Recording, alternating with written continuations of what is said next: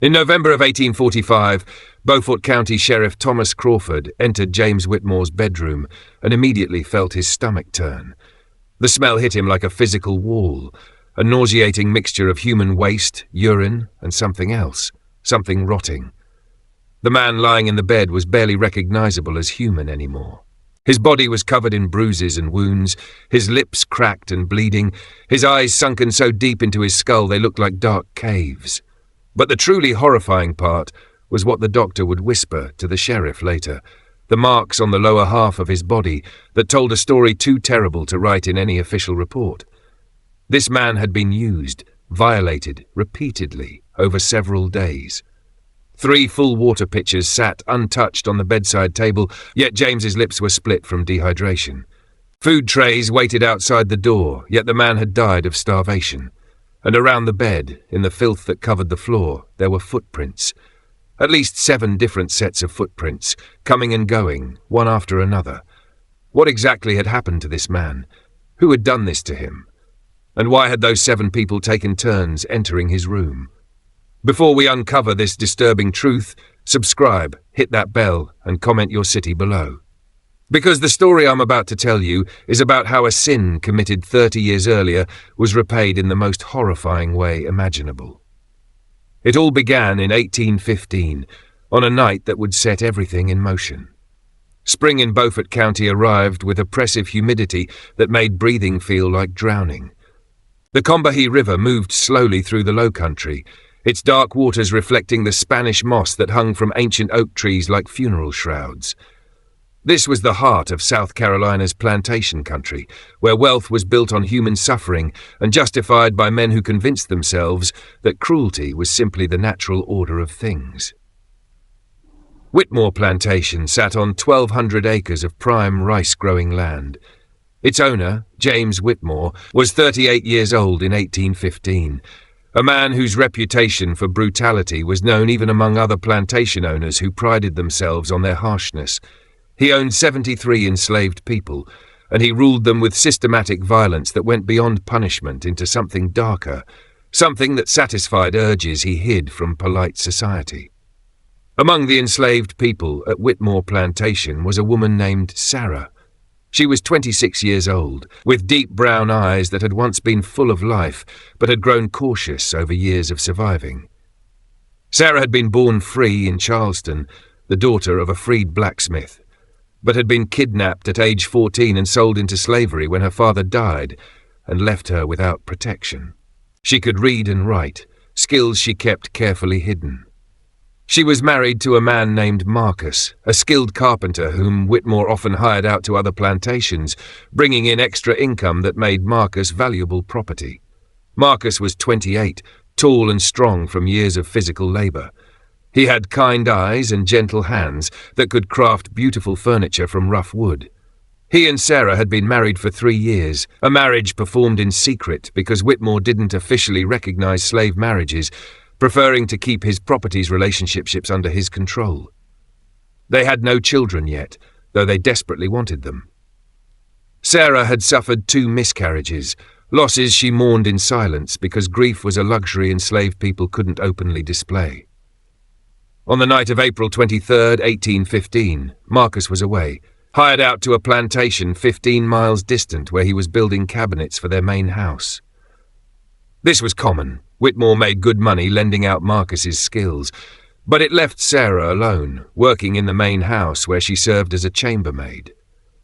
That night, Whitmore had been drinking.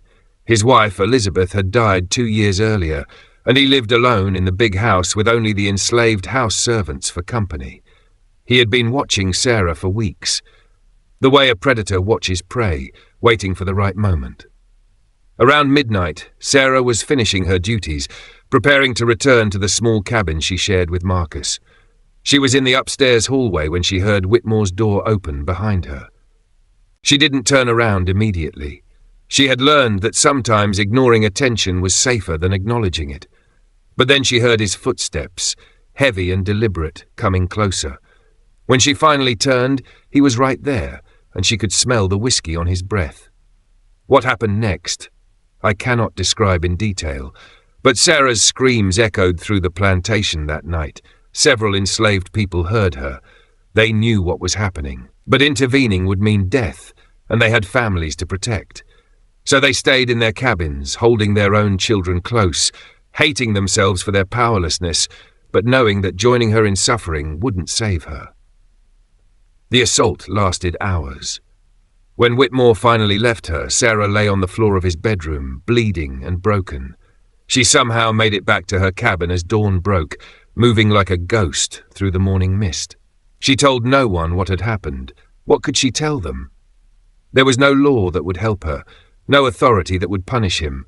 She was property, and he was the owner. That was the only law that mattered.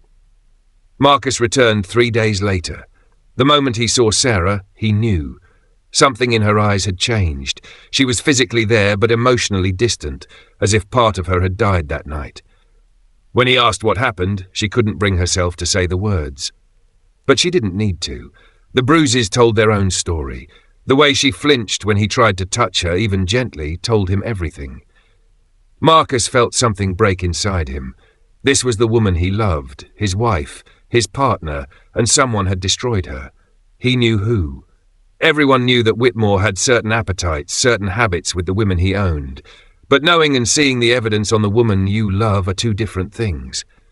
That night, Marcus made a decision that would seal his fate. He was going to confront Whitmore. Sarah begged him not to. She knew what would happen, but Marcus couldn't live with himself if he did nothing. The next morning, he went to the main house. He found Whitmore in his study, reviewing plantation accounts. Marcus stood in the doorway, his hands clenched into fists at his sides. He said, "You had no right." Just those 4 words. Whitmore looked up from his papers slowly. For a moment he seemed genuinely confused about what Marcus was referring to. Then understanding dawned, and he smiled. That smile was worse than any words. It said that what he had done to Sarah meant so little to him that he'd nearly forgotten about it. Marcus lunged forward. He didn't plan to, but his body moved before his mind could stop it. He grabbed Whitmore by the collar and shoved him back against the bookshelf. For one moment, Marcus felt powerful. For one moment, he was the one in control. Then Whitmore's hand found the fireplace poker. The iron rod caught Marcus across the temple, sending him to the floor. Whitmore called for his overseer, a vicious man named Dutch Hendricks, who enjoyed his work too much. Within minutes, 5 men had Marcus pinned down in the front yard. Whitmore stood over him, breathing hard, his face red with rage and something else, excitement. He said, "You put your hands on me. You, my property, dared to touch me." Then he turned to Dutch and said words that Sarah would never forget. "Heat the iron. I want everyone to see what happens to those who forget their place." They built a fire right there in the yard. They made every enslaved person on the plantation come and watch. Sarah tried to run to Marcus, but 2 women held her back, knowing that if she intervened, she would die alongside him. They heated a branding iron until it glowed orange, then white. But Whitmore didn't use it for branding. He had Dutch and 2 others hold Marcus's head still. Then, while Marcus screamed and thrashed, Whitmore pressed that white-hot iron directly into his left eye, then his right. The smell of burning flesh and tissue filled the air. People vomited.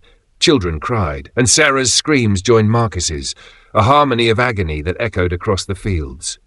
When it was over, Marcus was blind. Permanently, completely blind. Whitmore had him thrown in the punishment shed, a small wooden box barely big enough to stand in, where slaves were kept when they committed infractions. Marcus stayed there for 3 days without food or water. On the 4th day they dragged him out and threw him in front of Sarah's cabin.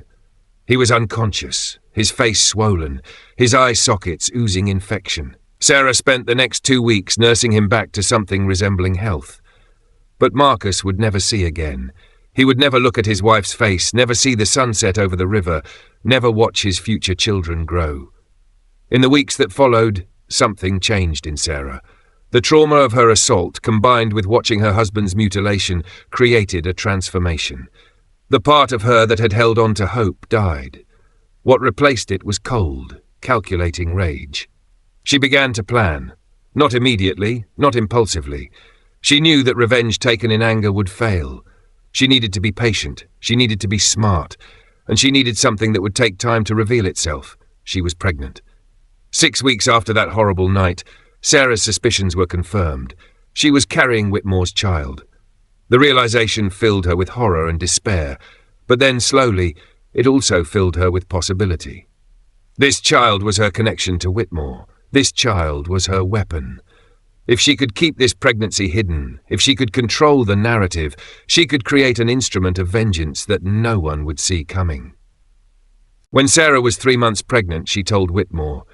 His reaction was exactly what she expected, disgust mixed with annoyance. He gave her a bottle of herbs meant to terminate the pregnancy. He told her to take care of it and never speak of it again.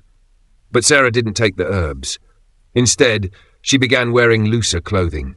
She bound her belly.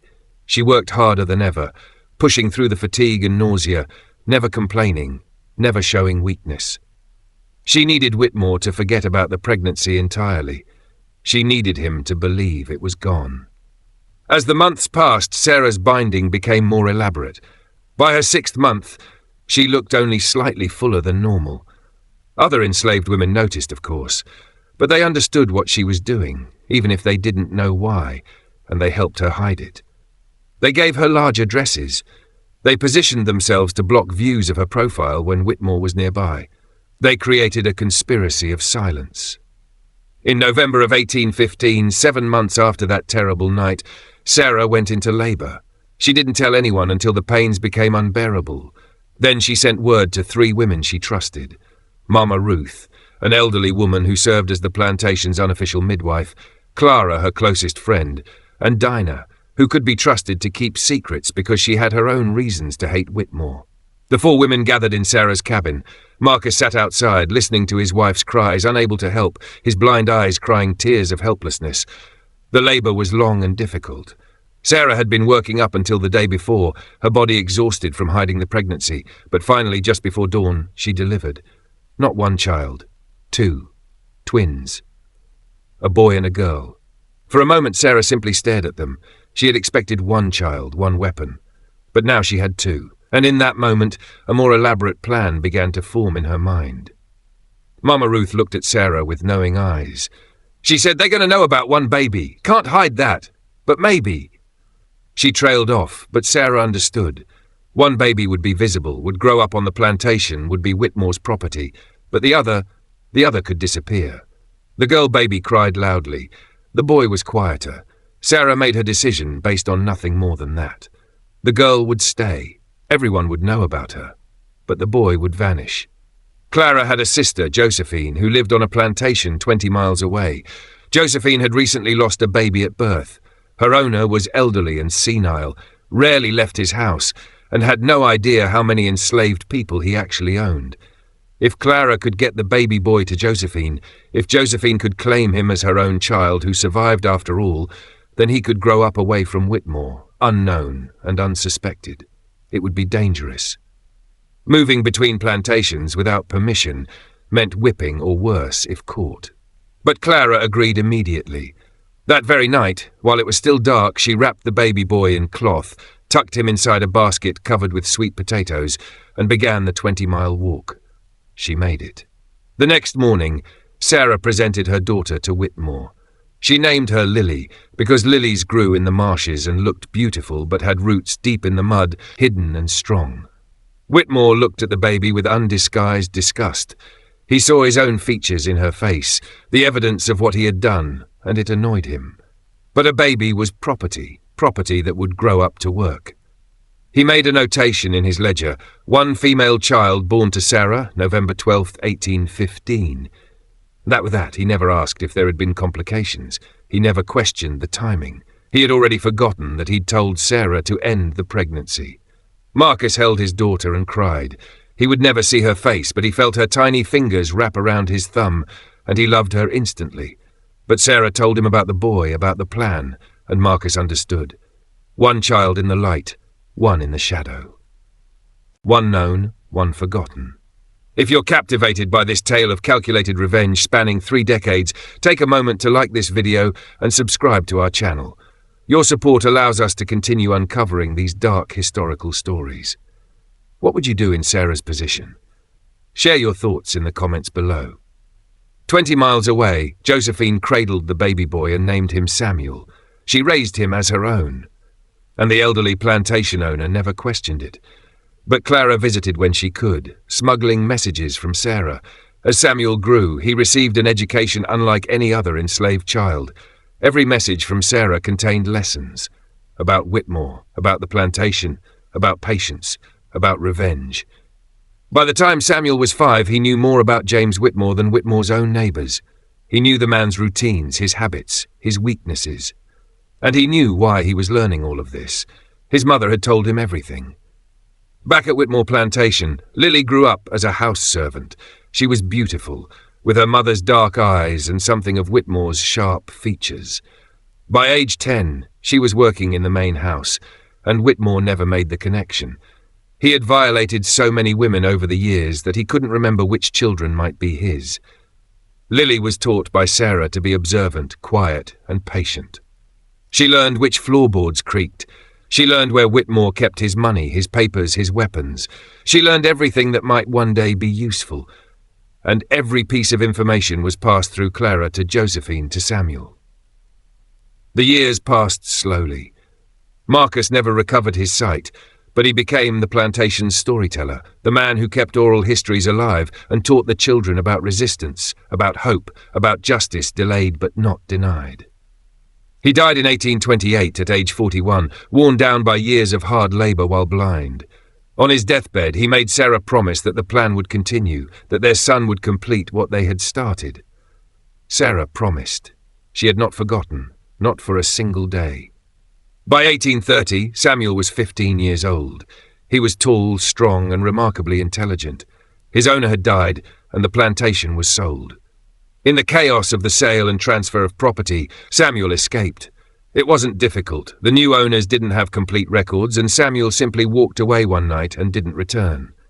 He made his way north, not to freedom, but to a specific place, a community of free black people in Charleston who operated an underground network helping enslaved people. But Samuel wasn't running from slavery. He was running toward his destiny. In Charleston, Samuel met people who taught him things no enslaved person was allowed to know. He learned to read and write fluently. He learned mathematics. He learned how to speak like an educated man, how to dress, how to move in society. And he learned patience. He spent 3 years in Charleston, working odd jobs, building a false identity, creating a background story that could withstand scrutiny. He became Samuel Freeman, supposedly the mixed-race son of a deceased merchant. Raised in Baltimore, educated by charitable societies, now seeking to make his way in the South. He had papers, forged but excellent, claiming he was a free man. In 1833, when Samuel was 18, he finally made his move. He travelled to Beaufort County, not directly to Whitmore Plantation, that would be too obvious. Instead, he settled in the town of Beaufort itself, taking a room at a boarding house and presenting himself as a skilled carpenter looking for work. He was polite, hard-working, and talented. Within weeks, he had jobs with several prominent families, and he waited. James Whitmore was 56 years old now, grown heavier with age and rich from decades of exploiting human beings. He had never remarried after his wife's death.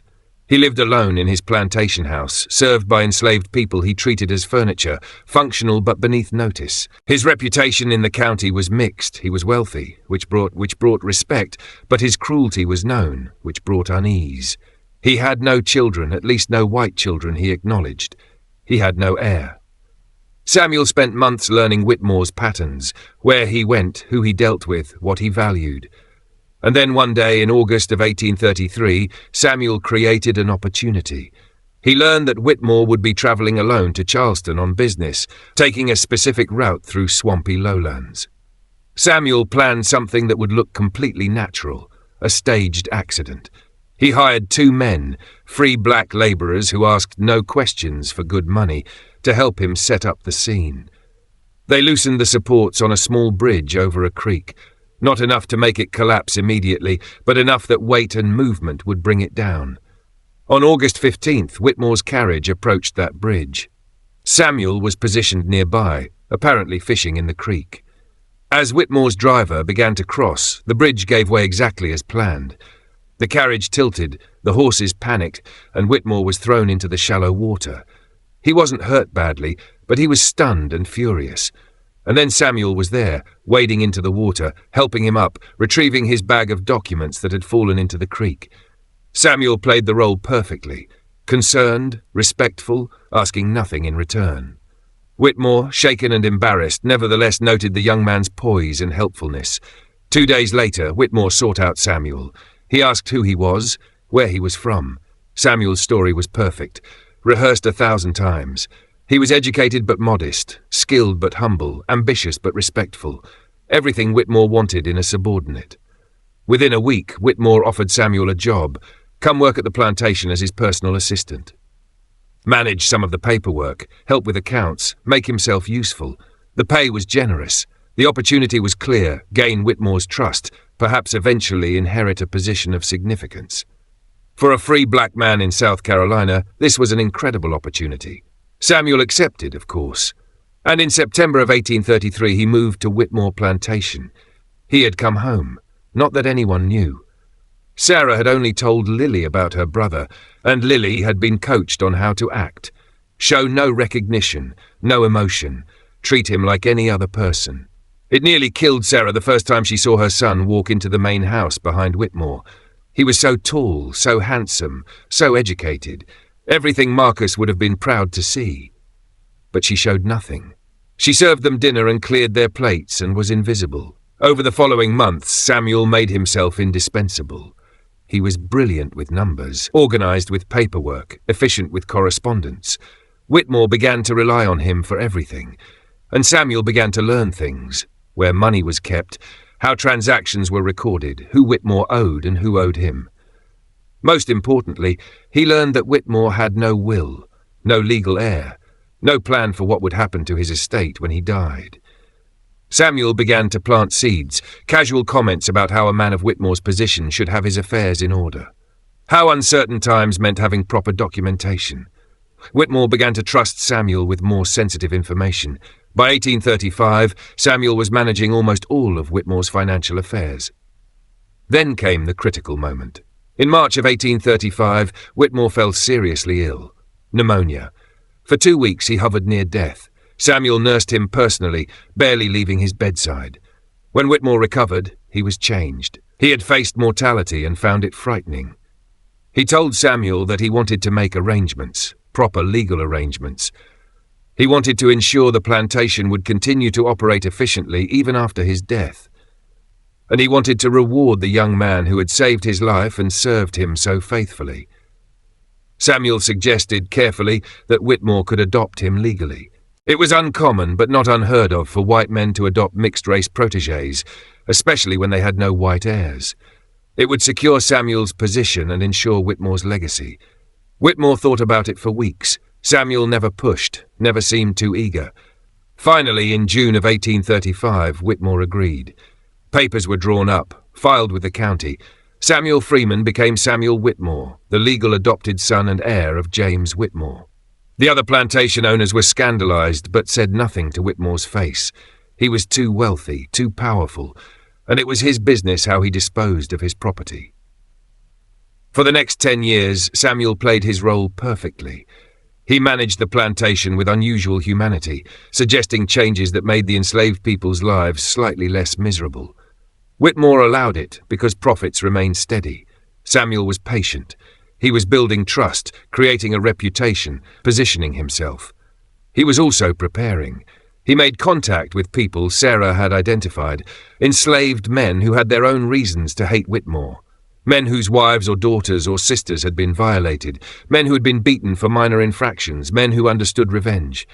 By 1845, James Whitmore was 68 years old. He had grown complacent. Samuel, now 30, had been his faithful son for a decade. There was no suspicion, no doubt, which made what happened next possible. If this dark tale of patience and planning has gripped you, hit the like button and share this video with others who appreciate complex revenge stories.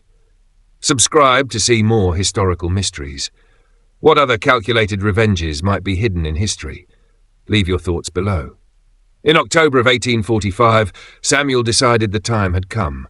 He had spent 30 years preparing for this. His mother had spent 30 years teaching him, planning, orchestrating. The plan was complex, but it had to be. Whitmore's death needed to look natural, and Samuel needed to inherit everything legally, without suspicion. The first step was creating distance. Samuel began taking regular trips to Charleston on business, establishing a pattern of absence. He made sure people saw him there, remembered him there, could place him there on specific dates. He was building an alibi before the crime even occurred.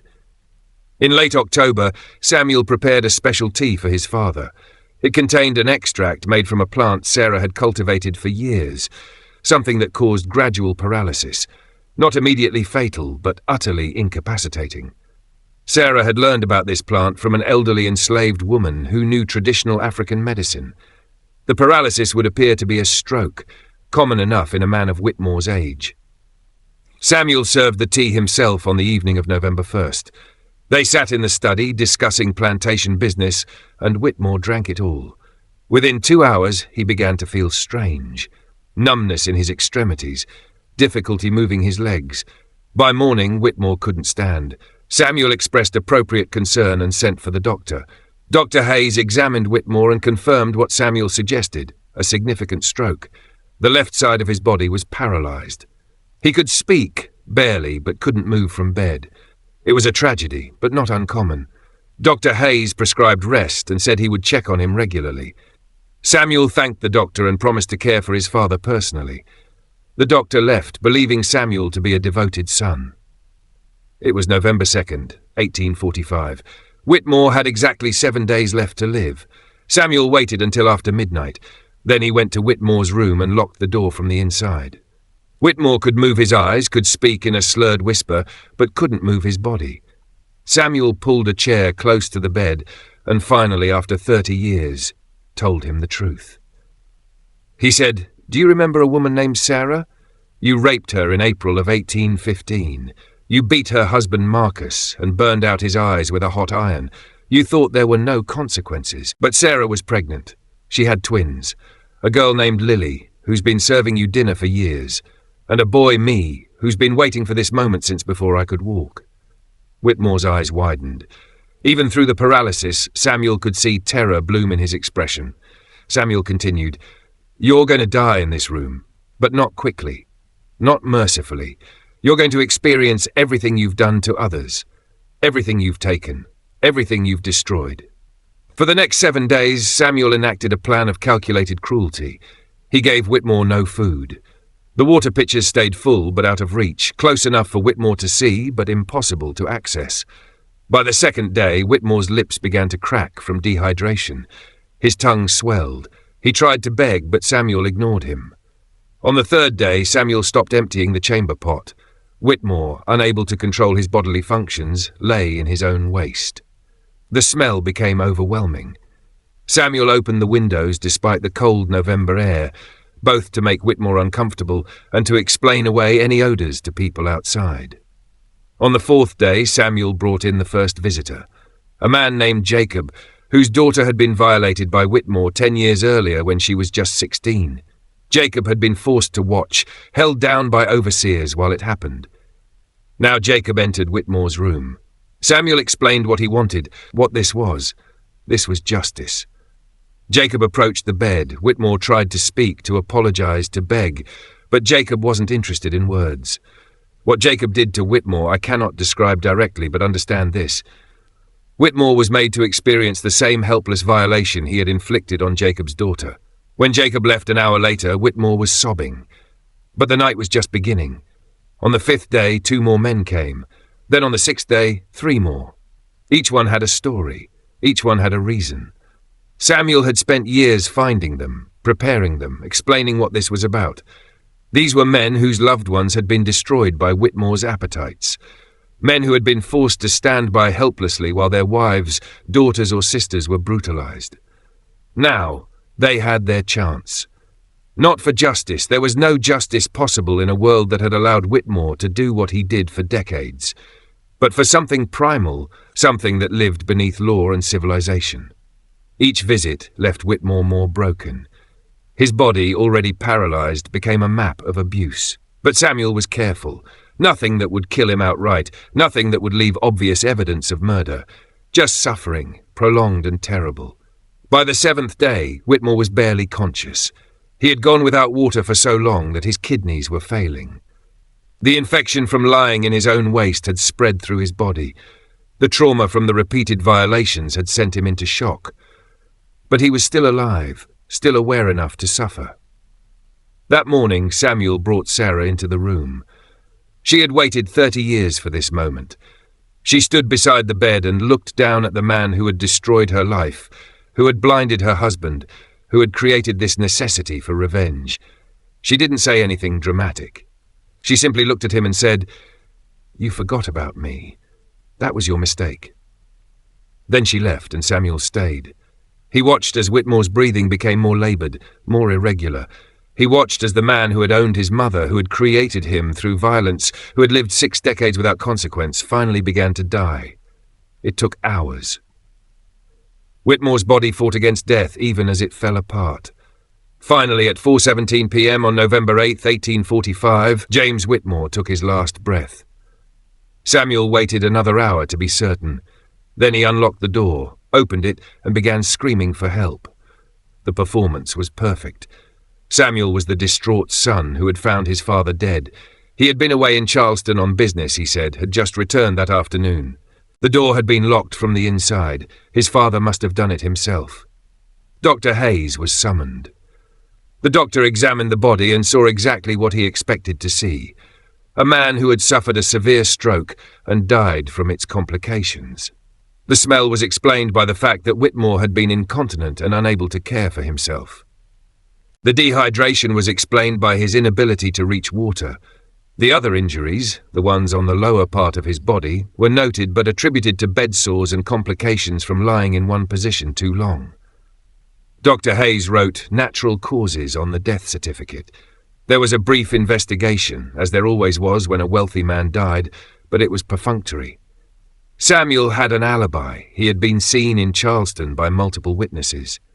The enslaved people on the plantation were questioned, but none of them had seen anything unusual, and their testimony was barely recorded anyway. The door had been locked from the inside, supporting the theory that Whitmore had isolated himself in his confusion after the stroke. Within 3 days, the investigation was closed. The funeral was held on November 12th, exactly 30 years to the day after Sarah had given birth to her twins. The irony wasn't lost on Sarah, though no one else knew the significance of the date. Samuel played his role as the grieving son perfectly. He stood beside the grave, his expression appropriately sombre, as James Whitmore was lowered into the ground. He didn't cry.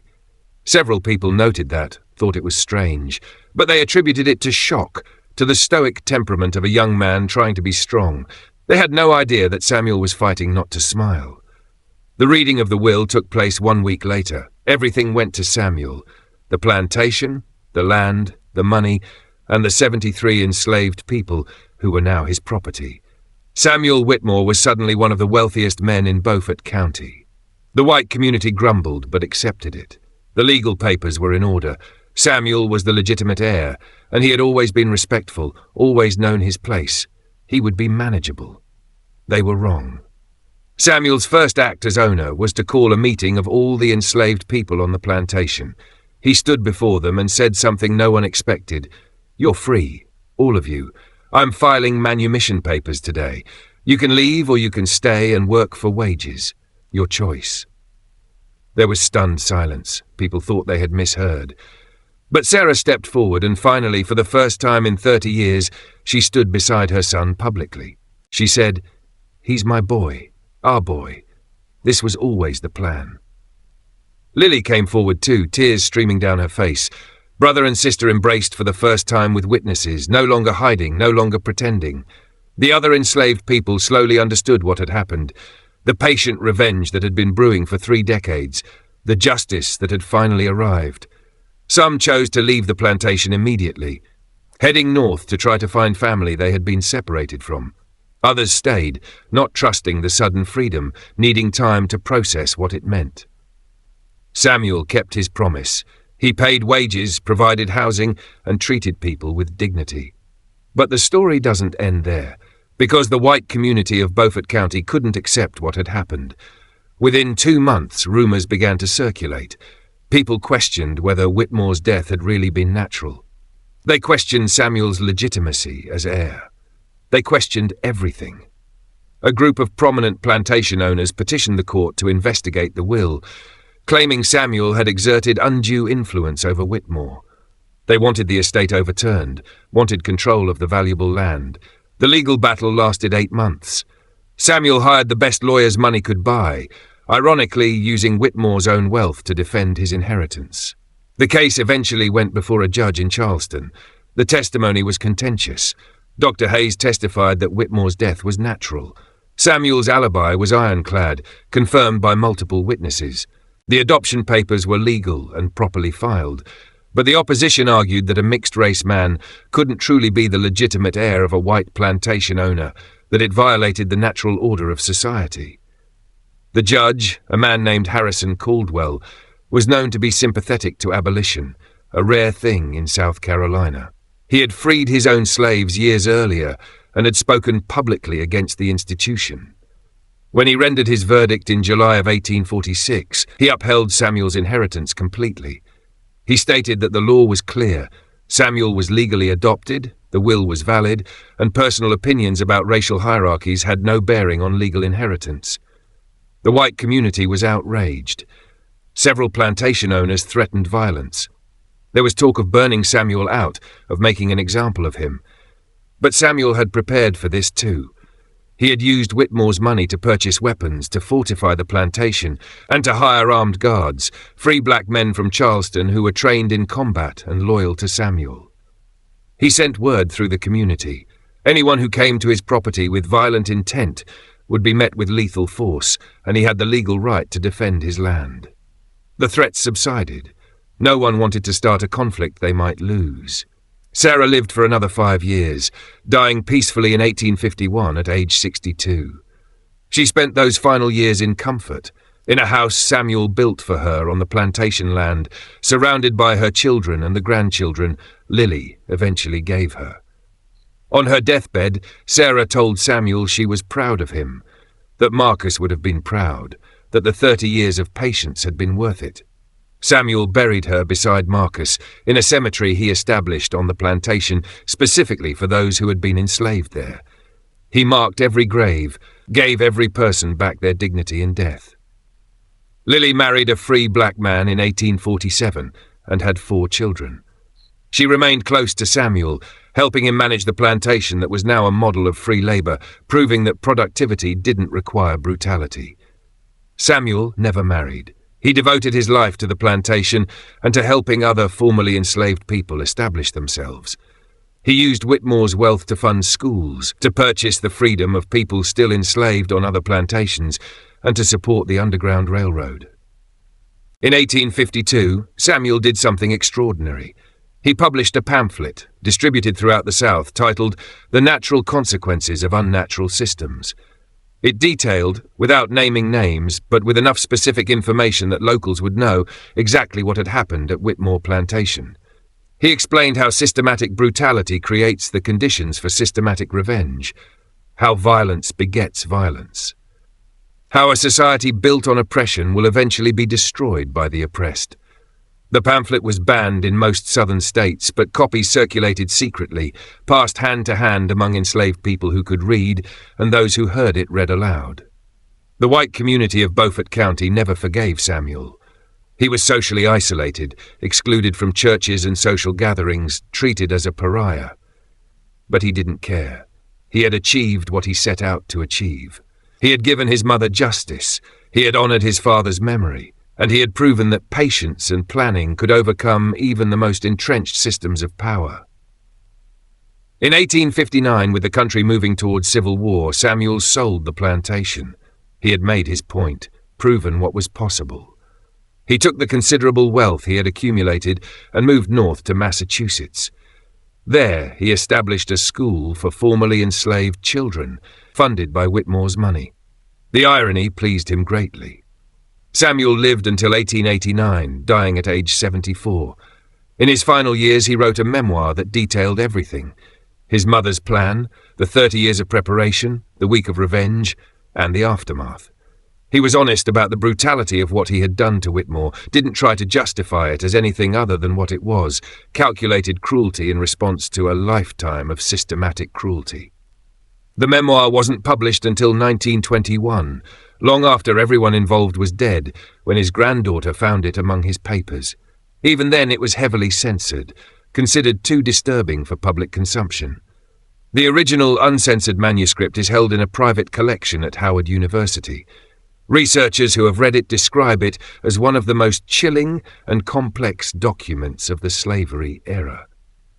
A first-hand account of revenge that took 30 years to execute and destroyed a man not quickly, but systematically, making him experience every horror he had inflicted on others. Some historians argue that Samuel's actions were justified, that in a system where legal justice was impossible for enslaved people, extra-legal justice was the only option. Others argue that what Samuel did to Whitmore, regardless of Whitmore's crimes, was itself an act of evil that diminished Samuel's moral standing. But perhaps the most disturbing aspect of this story is not the revenge itself, but what it reveals about the system that made such revenge necessary. James Whitmore was not an anomaly. He was typical of his class and time. His crimes against Sarah, Marcus, and countless others were legal, accepted, normal. The real horror is not that one man was brutally punished after 30 years, but that thousands of men like him lived their entire lives without consequence, dying peacefully in their beds, honored by their communities, their wealth passed on to their children. The Whitmore Plantation house burned down in 1867 during the chaos of Reconstruction.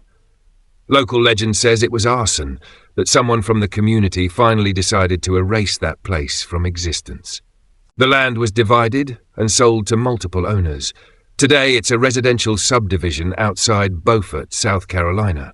The people who live there have no idea what happened on that ground. The graves in Samuel's cemetery were relocated in 1923 to a church cemetery in Beaufort, where they remain, mostly unmarked. If this story has left you thinking about the complex nature of justice and revenge, I encourage you to like this video and subscribe to our channel. These dark chapters of history need to be remembered and discussed. What are your thoughts on Samuel's actions? Was his revenge justified, or did he become the very thing he hated? Leave your comments below and join the conversation. There's one final footnote to this story. In 1995, a descendant of James Whitmore, a great-great-great-grandson named Robert Whitmore, discovered documents in his family's papers that confirmed the essential facts of Samuel's story. Robert, a retired professor living in Virginia, spent 3 years researching what had happened. He eventually tracked down descendants of Sarah and Samuel, members of the Freeman family who had kept their own oral histories. In 1998, Robert Whitmore did something unprecedented. He publicly apologized for his ancestors' crimes. He established a foundation, funded by his own inheritance from family land, dedicated to preserving the histories of enslaved people and supporting education for their descendants. He also arranged for a memorial to be placed in Beaufort, dedicated to Sarah, Marcus, Samuel, Lily, and all those who suffered at Whitmore Plantation. The memorial stands in a small park near the waterfront. It's simple, a bronze plaque that lists names and dates, and beneath it, a quote from Samuel's memoir. Patience is not the same as forgiveness. Sometimes patience is simply waiting for the right moment to ensure that justice, delayed but not denied, finally arrives. The memorial was controversial. Some people argued it glorified violence, others argued it was necessary recognition of suffering that had been deliberately forgotten. The debate continues, but the memorial stands, a reminder that history is complicated, that victims and victimizers both leave legacies, and that the consequences of cruelty can echo through generations. Every year on November 8th, the anniversary of James Whitmore's death, someone, no one knows who, places fresh flowers at the memorial. White lilies like the ones that grow in the marshes, beautiful on the surface but with roots deep in the mud. The story of Samuel Whitmore raises profound questions about the nature of justice in unjust systems. When legal justice is impossible, when the system itself is designed to protect perpetrators and silence victims, what options remain? Is violent revenge ever justified? Can cruelty in response to cruelty ever be moral, or does it simply perpetuate cycles of violence? These are questions without easy answers. Samuel believed he was administering justice. His mother Sarah believed the same. They spent 30 years planning, preparing, and executing a revenge that was as calculated as it was brutal. They succeeded in their goal. Whitmore suffered and died, and his wealth was used to help those he had oppressed. But what did that success cost?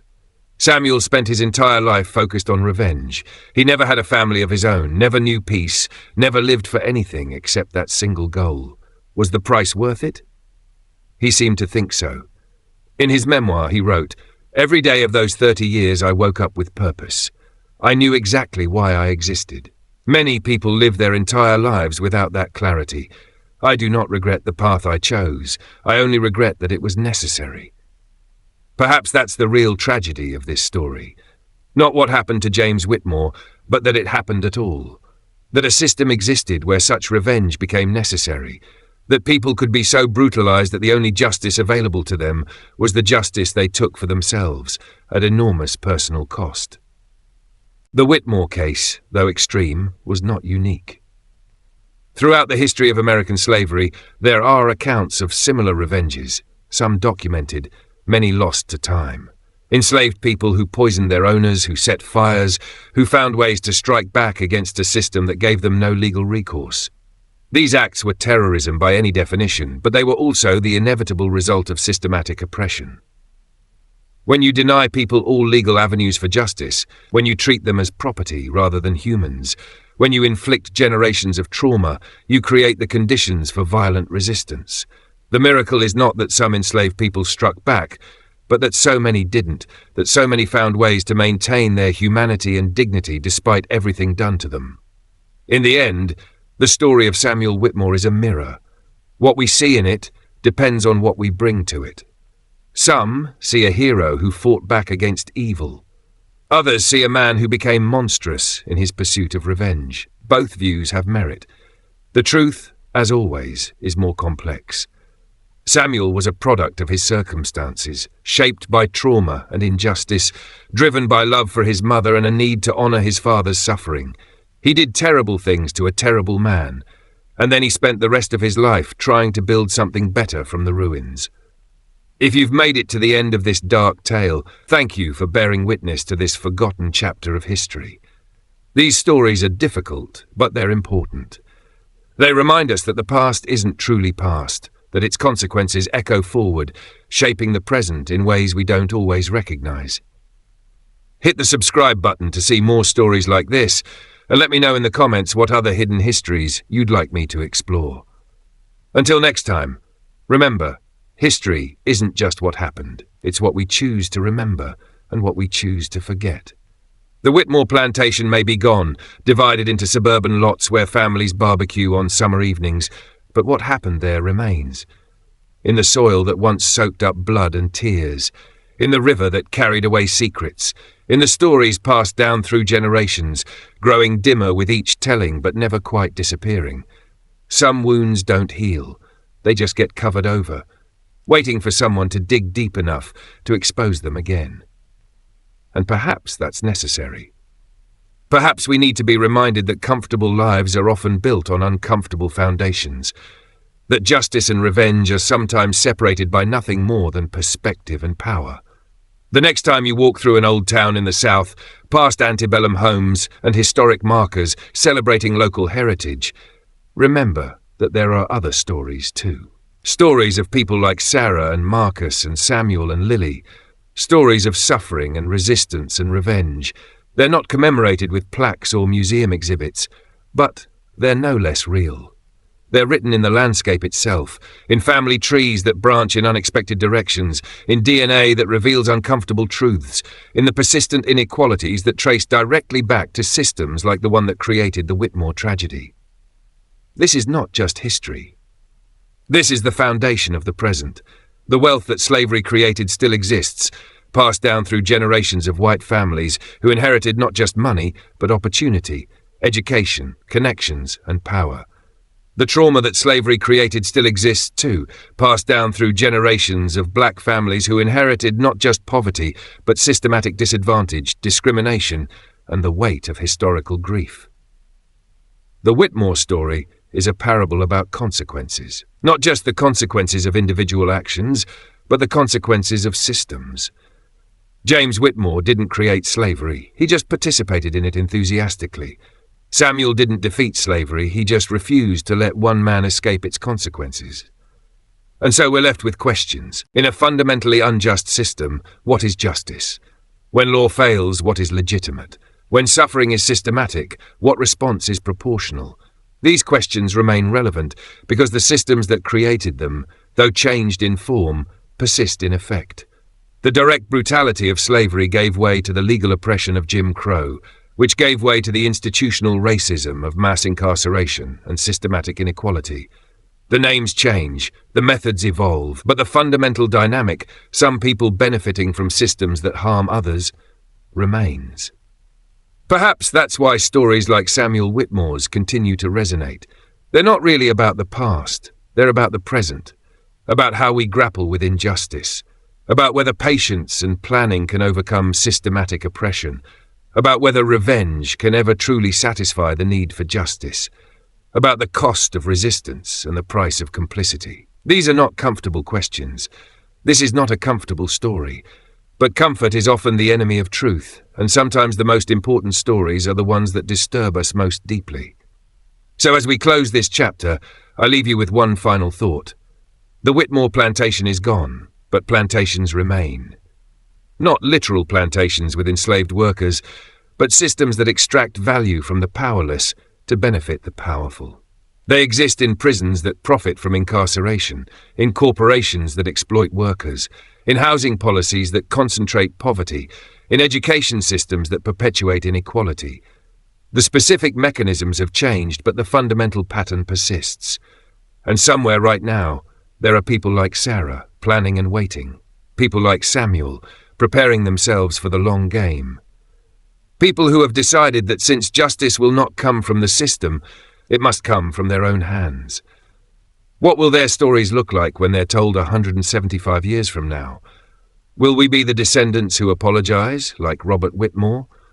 Or will we be the ones who benefited from injustice and never knew or never cared? That choice is still ours to make. Thank you for watching this exploration into one of history's darkest tales of revenge. If this story made you think, made you uncomfortable, or made you see history differently, then it served its purpose. Subscribe for more stories that challenge our understanding of the past. Comment below with your thoughts on justice, revenge, and the long shadow of history. And remember, the past is never really past. It's just waiting for the right person to tell its story.